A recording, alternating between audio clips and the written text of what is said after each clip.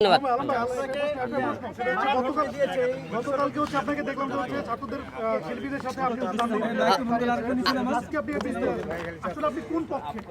দেখুন, আপনারা সবাই জানেন আমরা শান্তির পক্ষে, আমরা সেখানে আমরা শান্তির পক্ষে আছি। এবং আপনারা সবাই জানেন গতকাল আমি ছাত্র আন্দোলনের সাথে ছিলাম। সেখানে কালকে কথা বলাতে কালকে রাত 11টায় আমাকে মেরে ফেলে দেওয়ার হুমকি দেয় যে হিরো আলম, কালকে তুই ছাত্রদের পক্ষে কথা বলছিস কেন, ছাত্রদের পাশে কেন?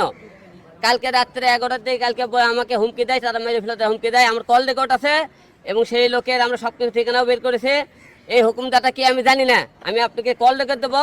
কালকে আমি ছাত্রদের পক্ষে কথা বলেছিলাম দেখে তারা আমাকে মেরে ফেলে দেওয়ার হুমকি দিয়েছে।